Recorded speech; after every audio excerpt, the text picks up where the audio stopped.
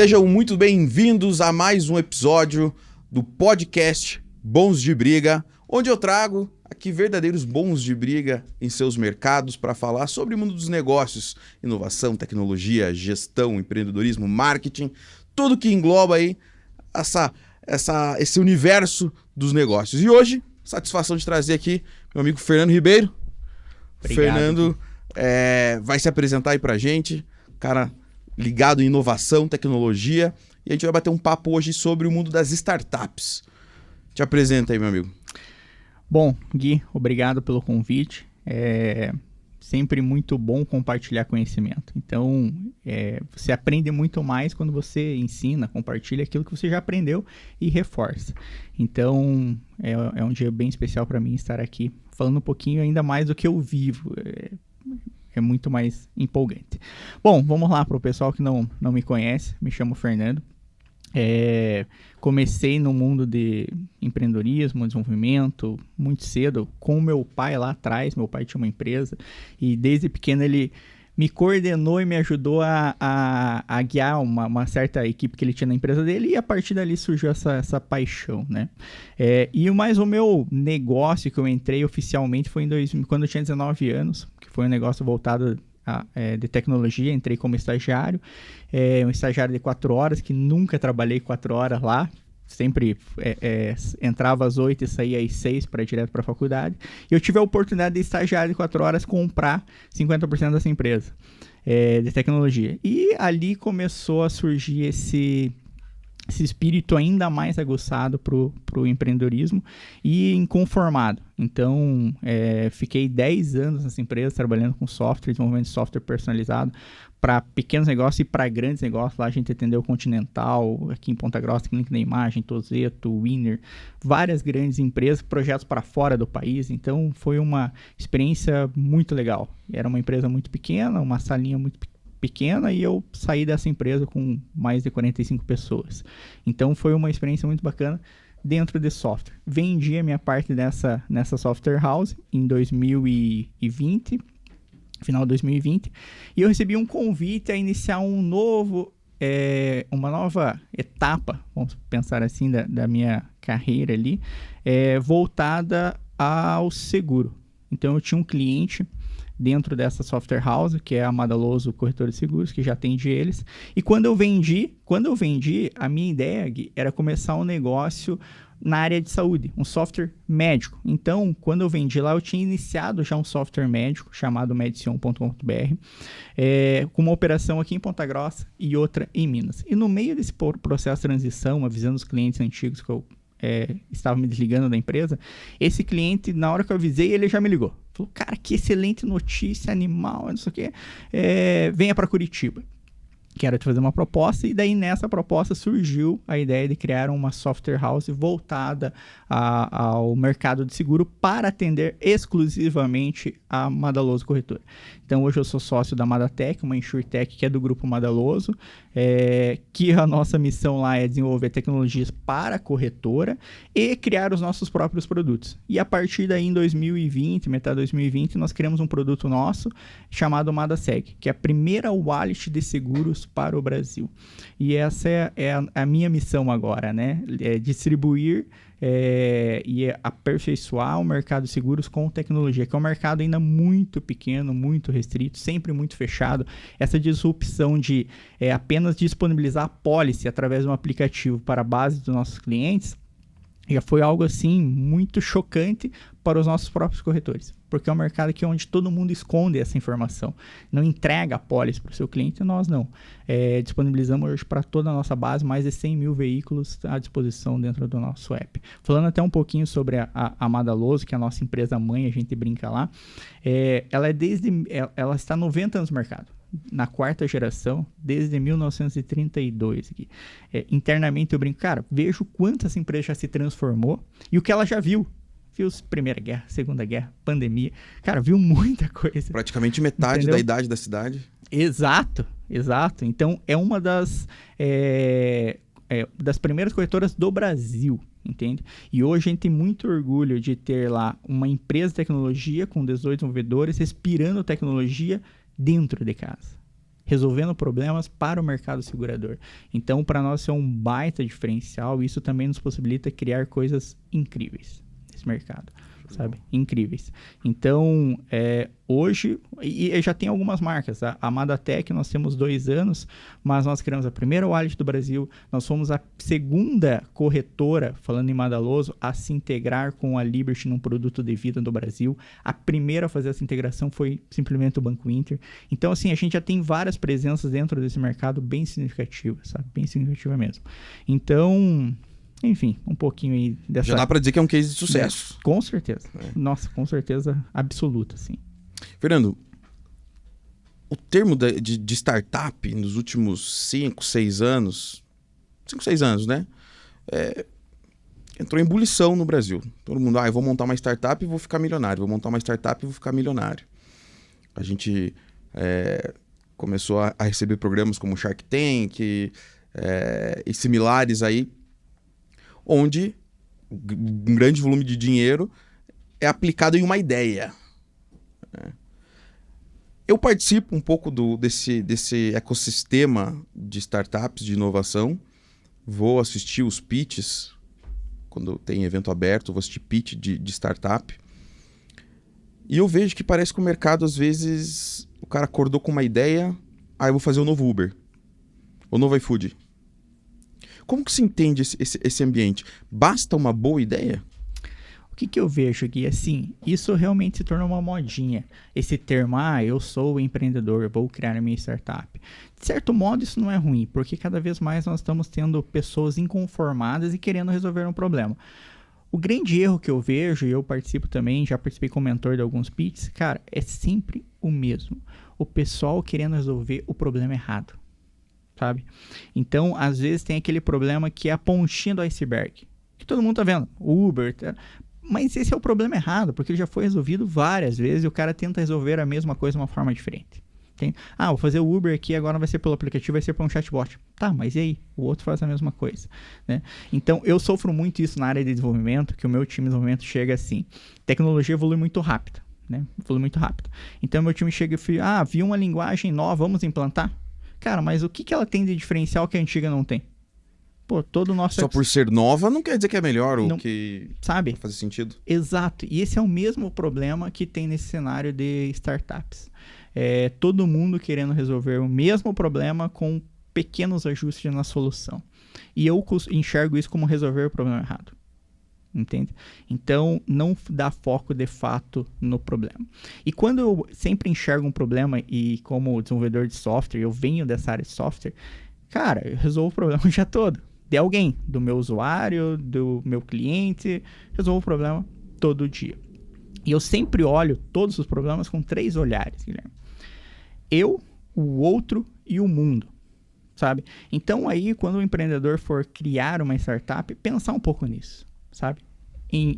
Eu mesmo, assim, como que eu resolvo esse problema para mim mesmo? Agora, ele faz sentido para você?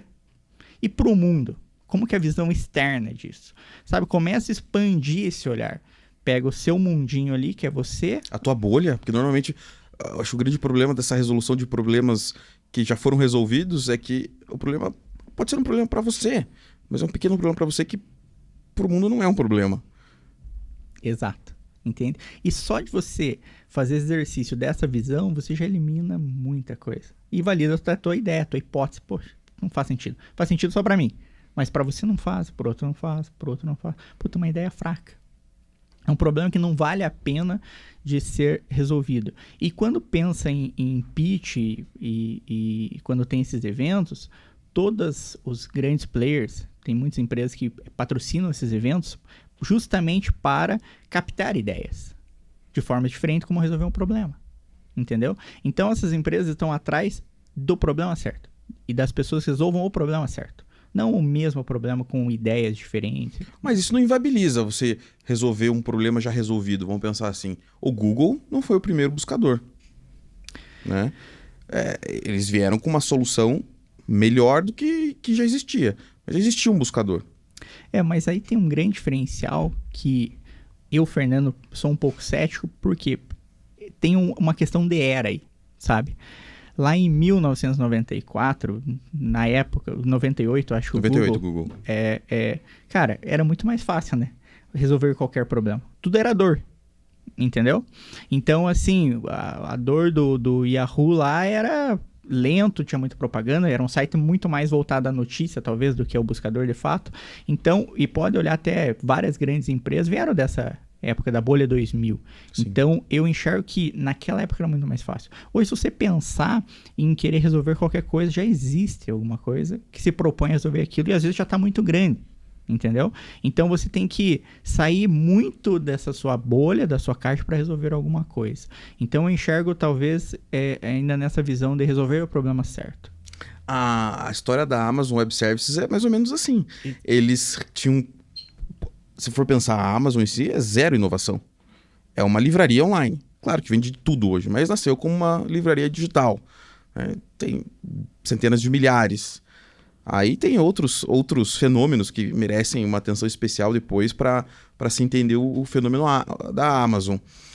Mas a questão que, me corrija se estiver errado, você já ouviu essa história, que eles tinham um volume de vendas, de tráfego tão grande que não existia nenhum servidor, uma empresa de tecnologia que aguentasse manter o site rápido e estável. E aí eles criaram a Amazon Web Services e vendem esse serviço separado. Esse case ele é muito legal porque é uma dor própria, eles criaram a solução para resolver a dor própria e daí um certo dia eles pensam, pô, isso aqui pode ser dor de mais gente, entendeu? E lançaram para o mercado, fantástico. E foram pioneiros nisso, né? Que é vender infraestrutura como serviço, que é o que eles fazem, eles vendem servidor como serviço. Então, é diferente, entende? Resolveram um problema certo, validaram esse problema dentro de casa e levaram para o mundo. Entende? Era a dor deles, daí se tornou a dor do vizinho, alguma outra empresa falou, opa, essa é a dor do mundo. Eu vou levar isso pro mundo todo. Dentro do perfil empreendedor, eu acho que tem, assim, 3 visões, 3 tipos de pessoas. As pessoas exploradoras, aquela que vão descobrir esse mundo novo. A Amazon, cara, ninguém está fazendo vender servidor por serviço. Eu alugar uma parte no meu servidor, ninguém está fazendo. Então, o perfil empreendedor ali da Amazon foi esse perfil explorador. Vou explorar literalmente o novo. E tem muitos empreendedores que, nesses pitches, que realmente estão dispostos a fazer isso. Não tem nenhuma solução para um determinado problema. Pô, e é uma ideia que vale muito a pena você investir e ir atrás. Porque é um explorador, um empreendedor explorador. O outro perfil que eu acho que ele é muito interessante são os pioneiros. Os empreendedores pioneiros. Que é aquele empreendedor que depois do explorador foi lá, desbravou um novo mercado, ele vem com as ferramentas para explorar ali, aproveitar um pouco do que o explorador fez, sabe? Isso aconteceu com a Easy Tax. Eles tinham uma briga muito forte. Tava com esse exemplo na ponta da língua. Então, assim, Easy Tax, lá eles foram exploradores, brigaram com sindicato, toda aquela confusão, e depois os outros começaram a vir explorar o que eles tinham desbravado, né? Aquele mundo que eles haviam desbravado.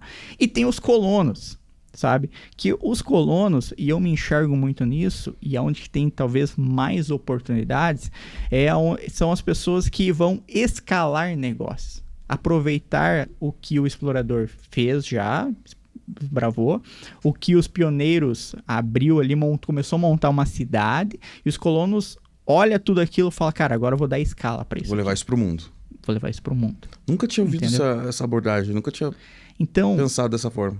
Eu enxergo que você começa a se encaixar como empreendedor e olhar o outro como empreendedor. Putz, esse negócio aqui, em qual caixinha ele está? Em qual momento ele está? Até do próprio empreendedor, entendeu? E a história da Easy Tax é muito engraçada. O Thales Gomes, ele conta... No livro dele? No livro, nas palestras, podcasts, que ele montou um site bem mambembe. Aí a pessoa precisava de um táxi, mandava ali a localização que ela estava, a cor da roupa que ela estava. Esse site disparava um e-mail para ele via a região, passava a mão no telefone, chamava um táxi e mandava para a pessoa. MVP puro. O MVP raiz.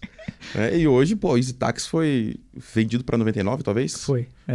O negócio ficou gigantesco. Tive uma ideia, acordei inspirado, tive uma ideia que eu acredito que realmente vai se encaixar em uma das 3 caixinhas. Qual é o meu primeiro passo? Legal. Assim, se você já teve a ideia e pensa em empreender, criar seu próprio negócio, você já é inconformado com alguma coisa. Eu acho que esse é o ponto principal. O que te faz ir para frente, desenvolver essa ideia, sabe? Você tem que ser inconformado com alguma coisa. Acreditar muito nisso.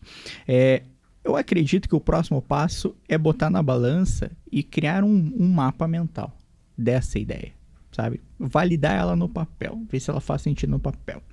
E quando eu digo esse mapa mental, é tudo que essa ideia precisa para ela existir.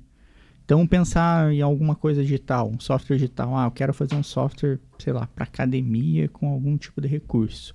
Coloca no papel tudo que você vai precisar executar.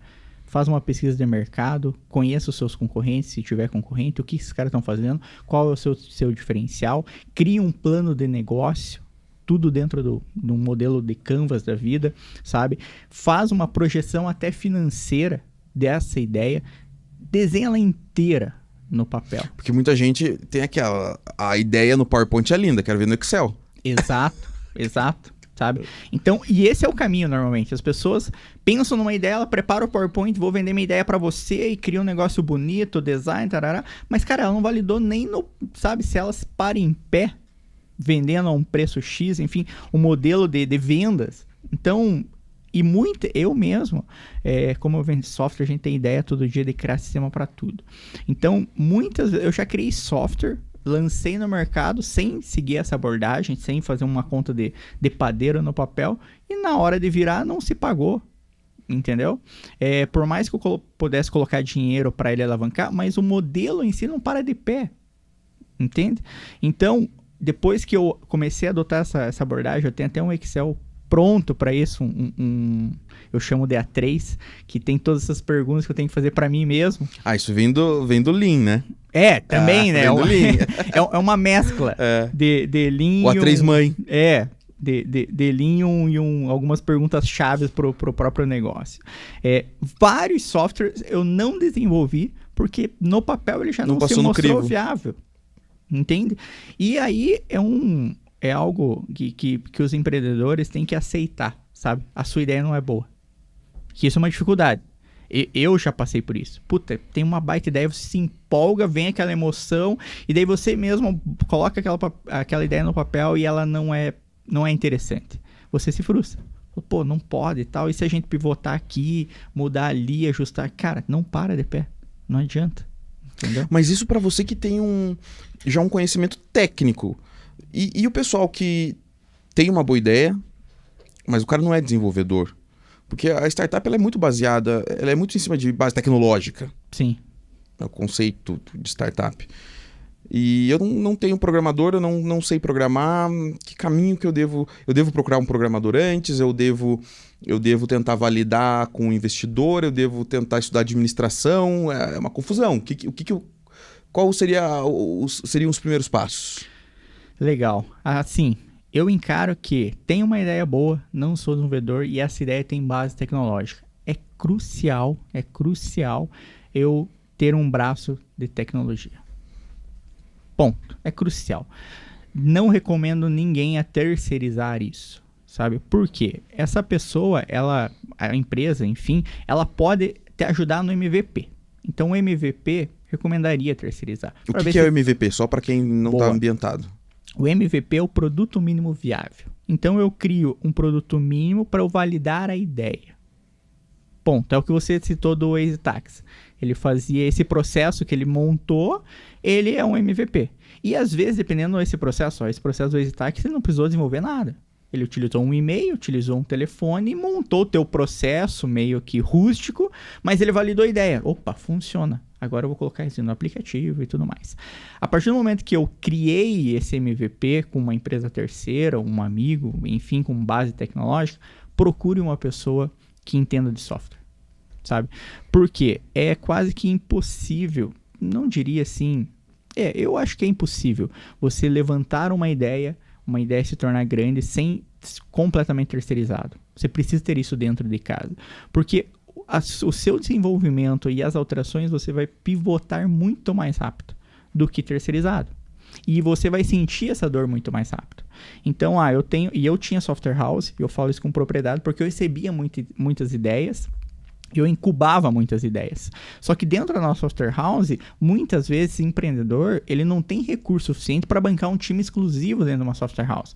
Então, esse projeto, ele entra compartilhado com outros. E às vezes, quando entra as alterações, tem um SLA, entendeu? Então, imagina assim, na visão do empreendedor, ele está lá na rua, com o MVP dele, validando, e ele precisa ajustar. Puxa, vamos mudar aqui essa tela, porque eu acho que vai converter mais. Para mudar essa tela, 30 dias. Entendeu? Já esfria. Já esfria. Às vezes, quando ele vai testar a ideia, já mudou o cenário, dependendo do negócio. E até porque esse processo acaba sendo caro de você ter um fornecedor. Total. Além desse SLA, o processo acaba saindo... quase que inviabiliza se você não tiver um investidor por trás.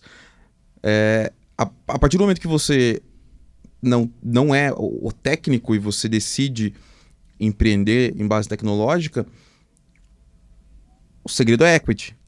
Sim. É você abrir mão de uma fatia. Exato, abrir mão de uma parte e chamar alguém que conheça aquilo. Né?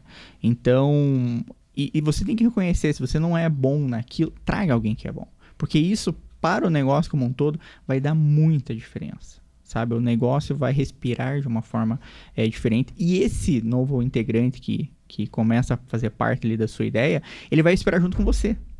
Entende? Então, ele vai agregar com essa base que ele vem da tecnologia em cima da sua ideia como empreendedor. E com a cabeça de dono, com a camisa de dono. Total.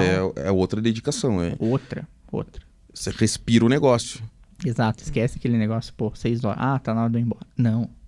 E aí eu tenho um MVP, já provei ele, já testei, já coloquei ele, já fiz de advogado do diabo, já testei, já botei pra família testar, já perguntei pros amigos, já fiz uns clientes ocultos. O negócio é legal.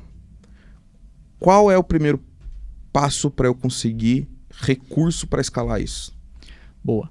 O primeiro passo é entrar nesse universo de startup e participar de pitch.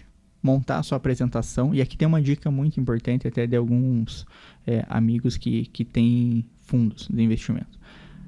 Apresentação, isso ninguém fala, tá? Apresentação para pitch é em inglês. Olha só. Entendeu? Por quê?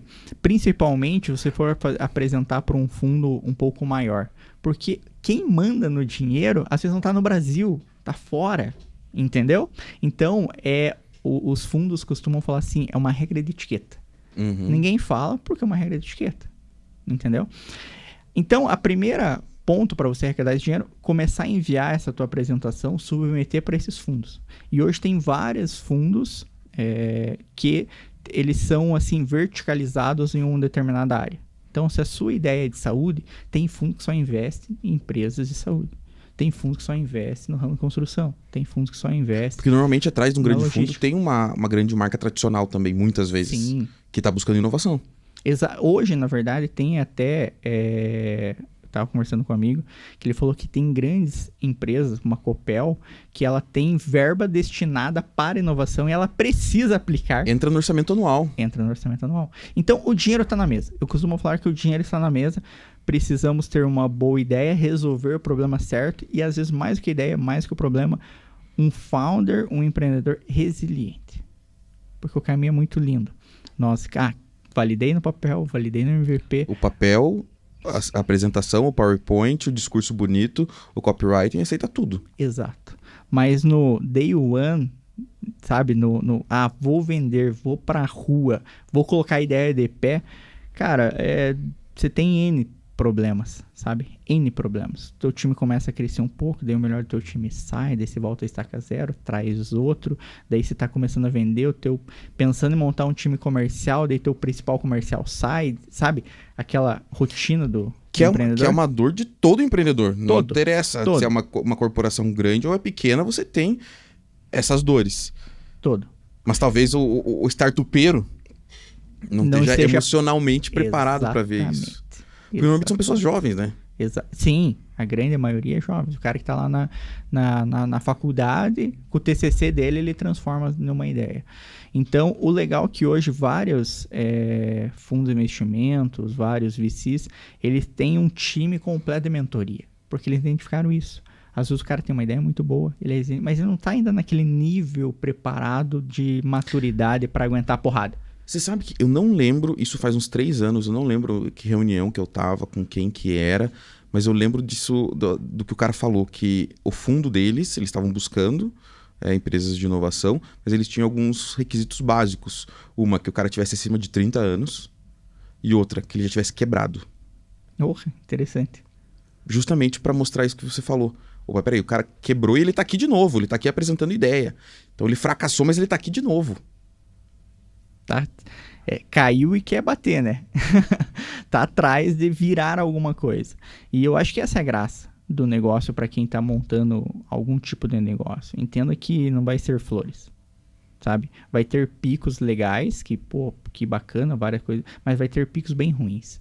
E nos momentos ruins é que você tem que se mostrar resiliente, forte e acreditar muito na sua ideia.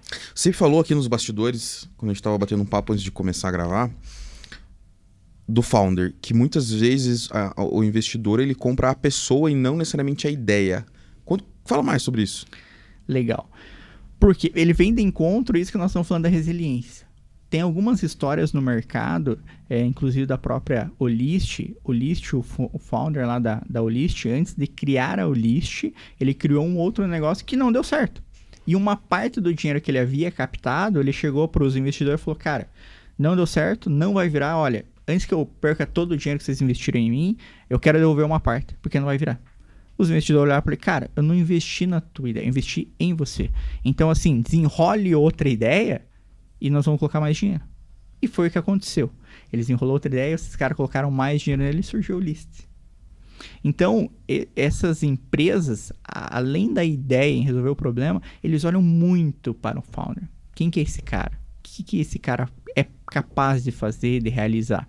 Entende? Porque o dinheiro acelera.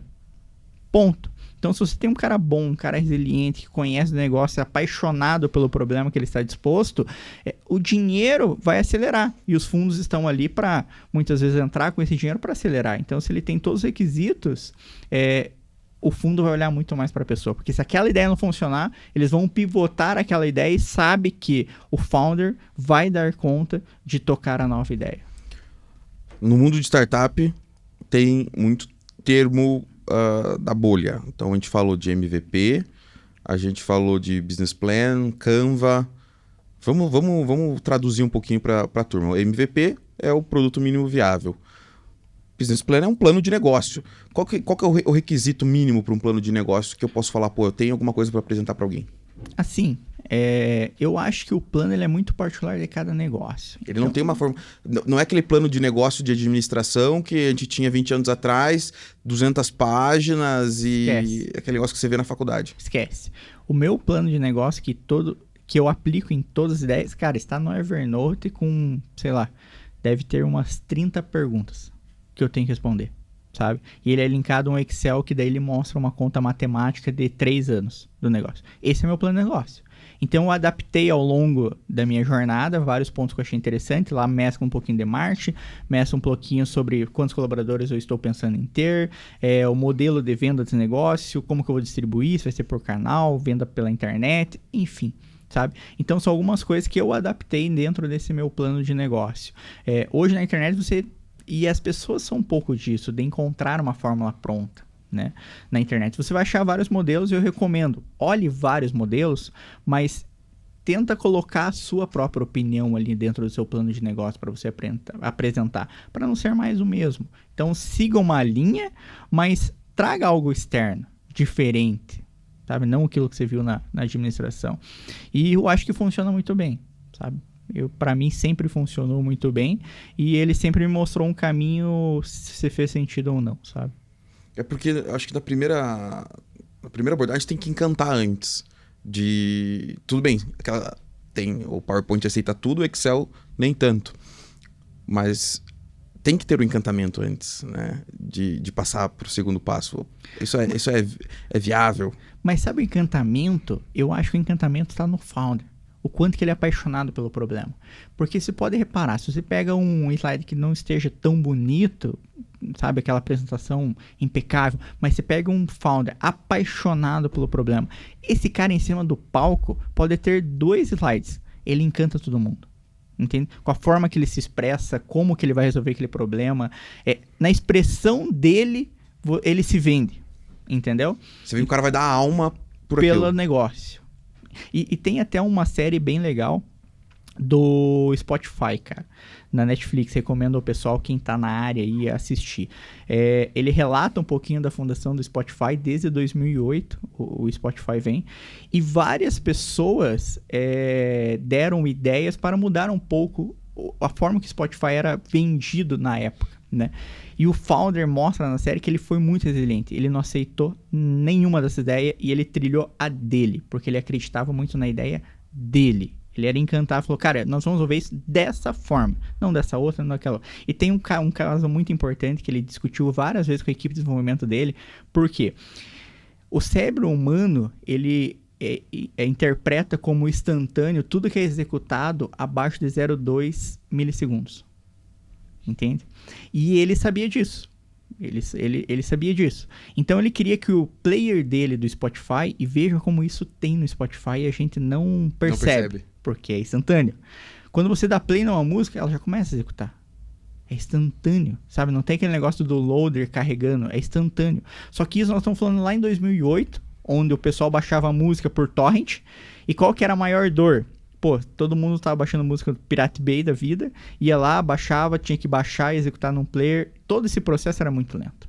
Ele queria resolver isso. E ele brigou várias e várias vezes, até na série Ilustre, que os desenvolvedores estavam comemorando, porque estava executando em 0,4. E chegou a apresentar para ele, ele olhou, nossa, 0,4. Isso aqui não existe. Falou, tá ruim. É o dobro do que eu preciso. Tá uma bosta, tem que ser a 0,2. E daí entra um pouco de tecnologia, eles recriaram um protocolo TCP junto com o peer-to-peer para resolver o problema na época, para executar em 0.2. Cara, isso tudo mostra a resiliência do founder, o quanto ele acredita no problema. Porque isso é uma coisa aqui. Quando você está ali, claro que você recebe várias opiniões externas.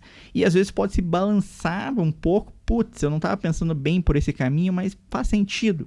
E às vezes, sabe, tem alguma outra coisa ali. Então, esse sexto sentido do founder, não, é aqui, acredito, esse é o caminho, faz toda a diferença. Faz toda a diferença. É uma série muito legal, recomendo o pessoal assistir, que mostra isso, a resiliência e o foco do founder em estar disposto a resolver aquele problema. Porque ele que assim, pensou em toda a ideia como resolver. E quando você cria um negócio novo, normalmente sai desse founder, né? Como que eu vou resolver aquilo? Então ele já pensou em tudo. Quando você começa a receber muitas ideias externas, aquela ideia primária de resolver o problema acaba se perdendo no caminho, entendeu? E aí é uma grande dificuldade. Então essa série, ela mostra muito isso. O poder até do foco em acreditar. E o Spotify tá aí hoje, né? Essa grande potência. Sensacional, sensacional. Excelente história. Então vamos recapitular aqui alguns pontos. Então primeiro eu preciso ter um founder, que é o cara que vai ter a ideia. Essa ideia precisa resolver um problema, ou ela precisa ser inovadora o suficiente para ser melhor que outra solução que já existe para algum problema. Aí eu vou fazer a apresentação, o Excel, MVP, e aí? Depois do MVP. Daí você vai busquei investidor. Vai bater nos investidores. Se você não tem recurso próprio, ou se a sua ideia não para de pé com MVP, porque tem muita ideia também que você não precisa de muito dinheiro para começar ela, né? Tem vários casos aí. O Ebanks começou... Curitiba, né? Curitiba, começou como MVP. E ele foi um bom tempo sem captar. Se tornou gigantesco sem captar R$1. Entendeu? Então, e tem várias ideias no mercado nesse mesmo caminho, que os founders resolveram um problema certo, começaram com pouco recurso, o negócio começou a se pagar, se reinvestir, e a bolha começou a crescer. E às vezes não preciso vender uma parte do meu negócio, ou dar um equity do meu negócio para um investidor externo. Rodei com o investidor. O que é o pivotar? Legal. Isso no meio de startup, software bem comum. O pivotar é você, quase que assim, de uma forma bem radical, trocar o caminho, mudar o caminho. Então, se eu estou indo nessa direção, e ela não deu certo porque o modelo mostrou que essa direção não é o caminho. O MVP não é aquilo que os usuários querem, por exemplo. Cara, eu preciso fazer uma mudança radical. Então, eu pivoto toda a minha ideia para outro caminho. E daí eu começo desbravar aquele outro caminho. Pivotar seria isso, né? Se reinventar dentro daquela ideia. Exato. Aí qual seria a próxima fase? Então, de repente, que eu fiz o meu MVP, beleza, cheguei ali, pivotei umas 2, 3 vezes até chegar no caminho ideal. Aí é botar a cara pra... Você falou pivotar, tem uma situação aqui, só pegar esse gancho do pivotar, que é o seguinte, pivotar é diferente de teste AB, tá? Então, o teste AB, eu estou nesse caminho, eu testo nesse caminho 2 coisas. O pivotar não, eu saio desse caminho e vou para outro caminho. Né?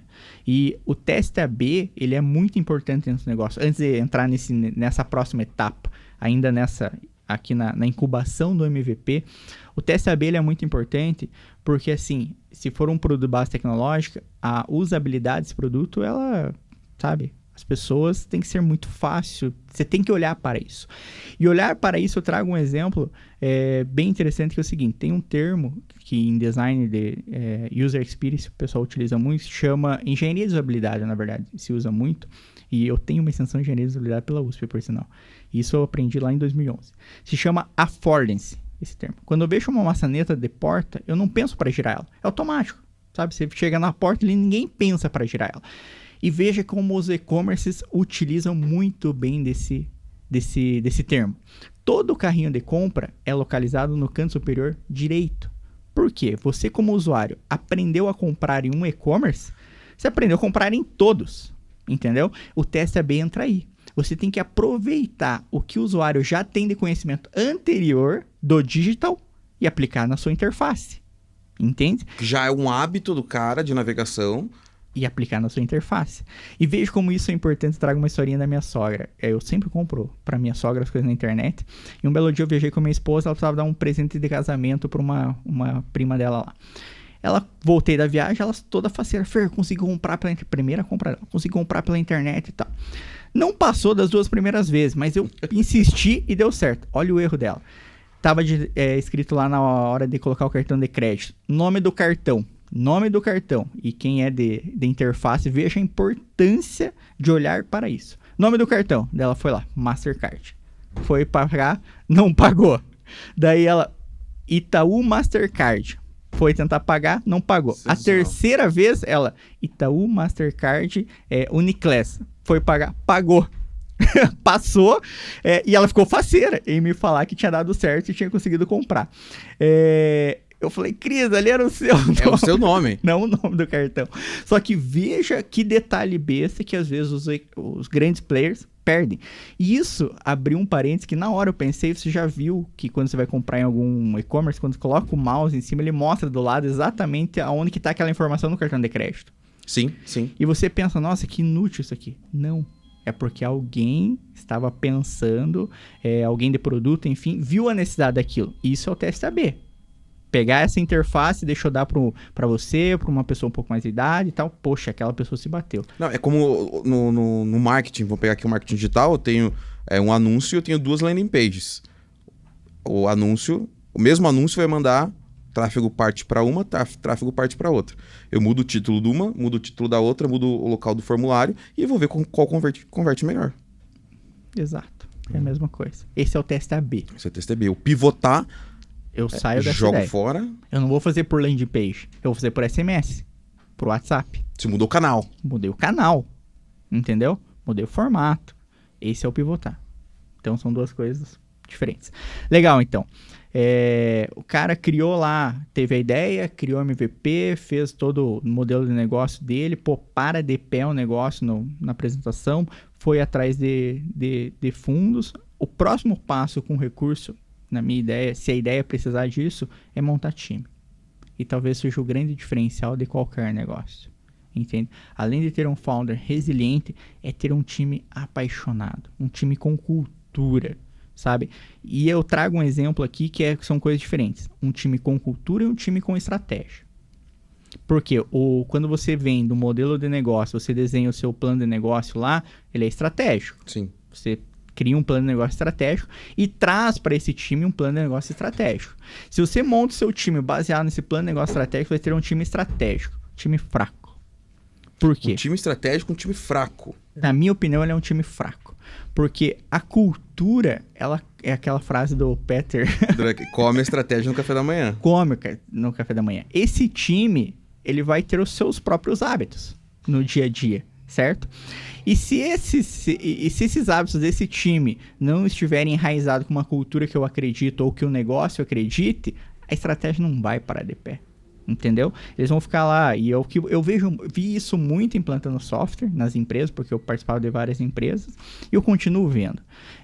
As pessoas perdem muito tempo hoje em reunião, discutindo estratégia e tal, e quando chega para executar aquela ideia, você vê que não anda, entende? Ou demora muito, ou ela é muito custosa, nitidamente você vê que aquilo não caminha para alguma coisa válida, porque o time ele é estratégico, eles são muito bons em reuniões, discutir como vão fazer, mas na hora de executar aquilo não tá na cultura. Por a mão na massa, o negócio não sai do papel. Não tá na cultura, entendeu? Vi isso muito, não tá na cultura. Quando você cria uma cultura forte, um time resolvedor, coloca isso dentro do DNA, cara, é diferente. Não precisa nem de uma manhã de reunião, entendeu? Um daily do dia mata, porque o time é agressivo. Entende? Faca na caveira. Fez ali a reunião 15 minutinhos de manhã. Acabou, todo mundo já sabe o que cada um tem que realizar e pau, entendeu? E tá cada vez mais difícil achar gente assim, hein? Aí que é o próximo desafio. Esse que é o próximo desafio, porque você como líder é impactar o seu time para montar esse time de resolvedores, colocar isso dentro da cultura e daí a partir daí seu negócio começa a crescer. E você tem que ser bom o suficiente para gerar outros líderes. E daí começam os problemas de verdade. Entende? Então, pensando em um caminho lógico para você colocar seu negócio de pé, eu acho que seria por aí, sabe? Ter a ideia, criar um MVP, validar, ir atrás de um recurso, seja um recurso, até às vezes quando a gente fala em fundo, né? Eu vou atrás de um grande fundo, você pode ter investidores da própria família, entende? Eu ia chegar nesse ponto, peraí, beleza, eu preciso de dinheiro, mas eu não conheço ninguém. Networking tem que estar nessa fórmula aí. Sim, você precisa conhecer gente. Total. E esse conhecer gente, não precisa conhecer um fundo grande de São Paulo, mas ao seu redor tem várias pessoas que poderiam investir em você como um investimento anjo. Ou que conhece alguém que poderia investir. Também. Abrir porta para você chegar em alguém, né? Beleza, conseguir o recurso, seja próximo de um capital externo, montar time. Eu acho que talvez de todos esses aí, na minha opinião, seja o mais difícil. Sensacional. Então a gente tem aqui uma fórmula. Uma fórmula de como montar uma startup. Só que nada é milagroso. Se fosse tão simples, bastava ler a biografia do Steve Jobs, pegar todos os livros de administração do Peter Drucker e todo mundo teria sucesso. Por isso, eu acho que eu nunca tinha pensado nessa estrutura que você apresentou, de que mais importante que a ideia, a gente valoriza muito a ideia. É o founder e a capacidade de execução. Exato. Total. Uma ideia não vale nada. Nada. É o que eu olho. Entende? É o que eu costumo olhar, né? Até para montar os times e tal, eu olho isso. Porque, cara, ideia você tem todo dia. Tomando banho no chuveiro, sei lá, eu tenho ideias 365 dias do ano. Entende? De manhã, meu dia já começa com ideias. Mas chega no escritório, abre o computador e começa a executar. Entende? É ali que surgem os verdadeiros problemas. Sim. Uma outra questão desse founder, você falou lá do conhecimento técnico, né? Além do conhecimento técnico, que às vezes ele possa não ter, existem outros conhecimentos que, na minha opinião, ele precisa buscar. Se ele não, um deles é o próprio de liderança, a gestão emocional, às vezes a parte tributária do próprio negócio, isso é um ponto dependendo do negócio, ele pode influenciar. Então, conhecer isso, como isso funciona. Se ele é um negócio regulado ou não. Então, tem negócios que, às vezes, entram numa esfera de regulação. Como que isso entra na parte jurídica, como isso funciona. Então, esse founder ele tem que ser muito curioso para conhecer outras áreas. É o famoso conhecimento em T. Exato, já ouviu falar? Sim. Conhecimento em T. Então, a base aqui do meu T é contabilidade, por exemplo. Então, sou um especialista em contabilidade. Mas eu preciso saber um pouco de marketing, eu preciso saber de liderança, nas outras áreas. De fiscal, eu preciso saber de gestão de pessoas, inteligência emocional. Exato. Gestão de pessoas, talvez, assim, nesse conhecimento em T, eu colocaria na ponta o primeiro, sabe? Porque eu preciso conhecer e buscar, trabalhar com time, porque, cara, esqueça, você não consegue ir muito longe sozinho. Show. Entende? Você precisa de pessoas ao redor. E precisa ter pessoas boas. Eu brinco muito com o meu time interno, e eu brinco isso por causa da nossa cultura. Quando entra uma pessoa nova dentro do nosso time, a nossa própria cultura traz esse cara para ele se aperfeiçoar e se tornar muito bom naquilo. Entende? Por quê? Num time de futebol. Vamos lá, estamos numa galera aqui, eu tiro para o ímpar com vocês. Começa escolhendo os piores? Não, nunca. Nunca. Entendeu? Nunca. Você já quer ganhar no para o ímpar para pegar o melhor que você já sabe que está ao redor. Entende? Então, eu acho que trazer isso para o time é a mesma coisa. E quando você tem um time que respira isso, entende isso, você começa a criar pessoas com esse espírito dentro do time. Entende? Porque aquela pessoa que não está no mesmo nível dos outros, ela mesma pede para sair. Ou ela embarca, ou ela pede para sair. Ou ela não aguenta a pressão, espana. Exato. É sim, sim, não, não. Entende? E isso, ele acaba diminuindo o trabalho do próprio founder, do próprio líder. Porque tá na cultura. Esqueceu da estratégia. O cara entra, a cultura não adaptou, todo mundo é faca na caveira e tal, eu não tô no mesmo ritmo, faz um ano a ano com o cara, plano de desenvolvimento, o cara não performa, não evolui, ele mesmo pede pra sair, entendeu? Já vi comigo, aconteceu várias vezes. O cara mesmo pede pra sair, porque não é eu, é a cultura do time que é assim, ele não aguenta pressão, ponto. Então, só que assim, existem N desafios para você chegar em tudo isso, né? E eu não cheguei, talvez esteja bem longe de chegar, e isso é uma constante evolução. Você está todo dia batendo em cima disso e evoluindo. Talvez seja um grande desafio aí essa gestão de pessoas, cada vez mais. Agora com home office, todo mundo quer home office, ninguém quer presencial. Eu não acredito muito no modelo 100% home office. Então, aí começa o desafio que cai tudo. Aí você tem um modelo híbrido, aí você tem nós localmente aqui discutindo isso, você tem o Vale do Silício discutindo isso, você tem o mundo discutindo isso. Mas, de novo, por conta da cultura não existe uma fórmula pronta. Exato. Na Spartacus não funcionou. Spartacus, 100% presencial. Bons de Briga, 100% home office. Que loucura, né? As duas empresas são minhas. Pois é. Porque tem culturas diferentes. Exatamente. Exato. E quando a gente entrou no 100% home office, troquei 30% do time. Porque foram os que não se adaptaram. Louco, né? É uma loucura. Então, apesar... Aquela coisa que a gente falou alguns minutos atrás. Temos um roteiro aqui. Mas não é uma fórmula mágica, não é uma receita de bolo. Só que veja, aí você pegou esse exemplo, cara, que entra num ponto muito importante que o pessoal tem que se ligar. É a flexibilidade do founder. Por quê? Você não foi engessado, falou, não, tem que todo mundo 100%... Cara, você entendeu a cultura dos caras, entendeu a cultura do time. Falou, puta, esse time não adianta, não vai adaptar. Ele vai ter uma performance muito maior presencial. Pô, vamos adaptar o modelo presencial. E esse não. Entende? Então, às vezes, você tira até o brinco em algumas... A gente fez pesquisa de clima para entender o que eles queriam. Legal. Porque isso é importante. Em algumas reuniões, quando eu tenho reuniões tensas com o time de algum problema, eu já chego na reunião e falo, cara, deixa o ego pra fora. Entende? Da porta. Porque às vezes tem reunião que você chega a falar sobre um determinado produto, que você fala que não tá ruim uma tela de um software, o cara acha que você tá falando que o trabalho dele não é ruim. Que ele não presta, que ele é ruim, que ele é incompetente. E não tem nada a ver. Às vezes no modelo AB, o usuário falou que aquele modelo não é legal, mas o cara é um baita profissional. E às vezes se ofende. Entendeu? Então, ter essa flexibilidade ela é muito importante, enxergar isso. Não é a minha ideia. Cara, é o melhor que é para você, que é o melhor para o time. O founder tem que ter isso muito bem claro ali. sabe, o líder do negócio. Porque são os desafios do dia a dia. Ninguém esperava a pandemia. Eu nunca não tive um time home office antes da pandemia. Nunca tinha trabalhado home office, nem entendi o modelo, cara. Isso virou, aconteceu. E agora que nós estamos olhando, nossa, o que aconteceu? Sabe? Então, é um negócio louco. Show de bola, meu cara. Fernando, prazer, cara, ter batido esse papo com você. Acho que tem muito conhecimento aqui, muita riqueza nesse 40 minutos, 1 hora aí que a gente ficou conversando. E você que quer empreender, você que tem uma ideia, que quer lançar um negócio, ou até empreender dentro da própria empresa que você trabalha, olha, coma com feijão e farinha esse conteúdo, ouça de novo, anote os insights, porque tem coisa preciosa aqui.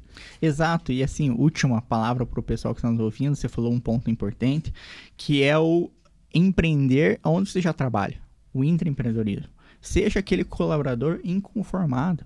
As empresas têm muitas oportunidades e o cara está acostumado só a enxergar no final do mês o salário e o bônus dele, entende? E eu sempre bati e bato até pro meu time, as pessoas que estão ao meu redor, que o salário é consequência, meu irmão, do teu trabalho. Porque até se você faz esse intraempreendedorismo, você talvez não precise nem de um investidor para tua ideia, né? Exato. Você já esteja dentro de casa. Exatamente.